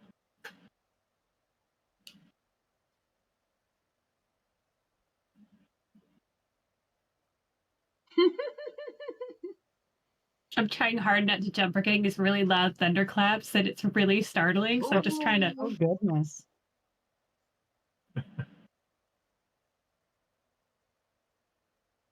Okay. Are you all there? Mhm. Okay, good. I can hear you. Hooray! I can hear you. Perfect. I can hear you. I can hear my game. I'll be able to share the screen and see Love what it. happens.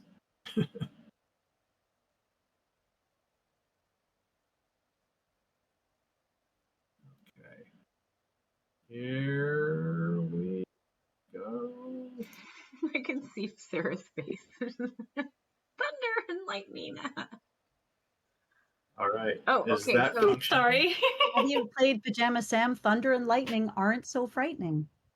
And if Maybe you I haven't need played to. that game, it's the Pajama Sam games are the best. Ron Gilbert made them. Yeah. okay, can everybody Yeah, see they're that? really good kids games. So we can see Sean. Yeah, it's coming through. Can you see Sean in the little corner, and you should be able to see what he's the game right now. Is the game's music audible? Yeah. Yes. Okay, good. Yeah, it's coming through. This would be super awkward if it weren't. Cool. I gotta put my little non-slip mat down. Safety first. Yeah, that works. Okay, great. It's good to know, actually, for the future streams that this works. Anyway. All right. Let's pick a nice track with a good beat behind it. Okay, I loaded up a few. Watcher. Is it? Should we give Watcher a go? Yeah, let's do it. Let's Watcher it. All right.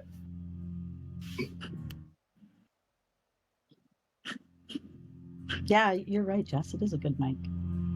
I'll mute myself.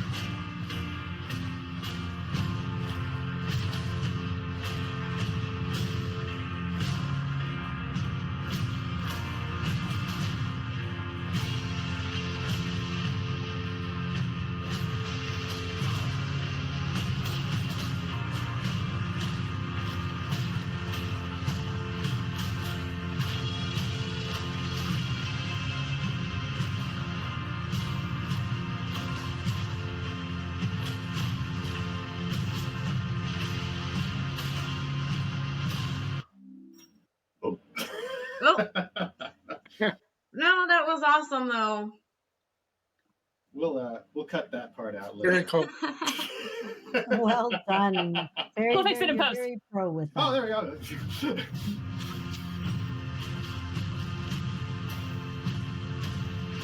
Whoops.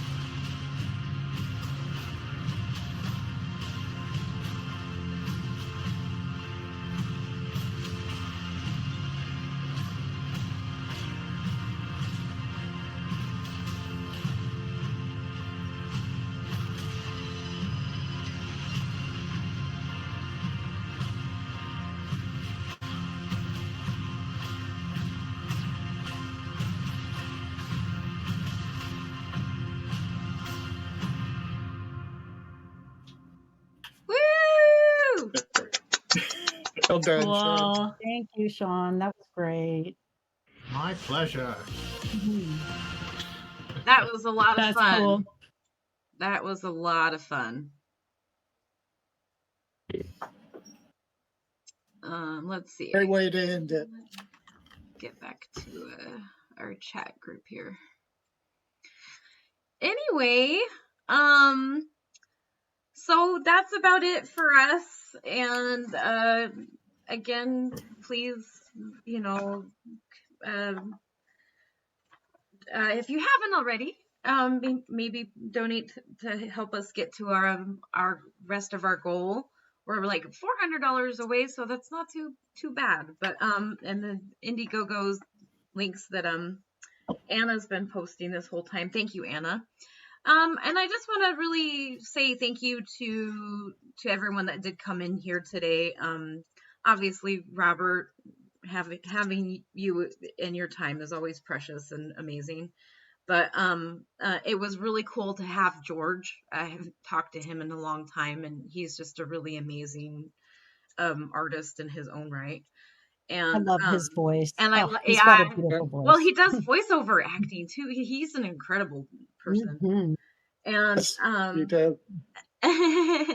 And then obviously big ups and thanks to Ken Allen for coming in and hanging out with us, even though he was like, I haven't listened to any Sono sequel, but you know, he wanted to come in and support the project because that's the kind of human that Ken Allen is. And it was just really cool to have him in too, because we got to play his lost archive of Space Quest 5 music. That's amazing. And then thank you Very cool. very much to everybody that came in to help me host, because I don't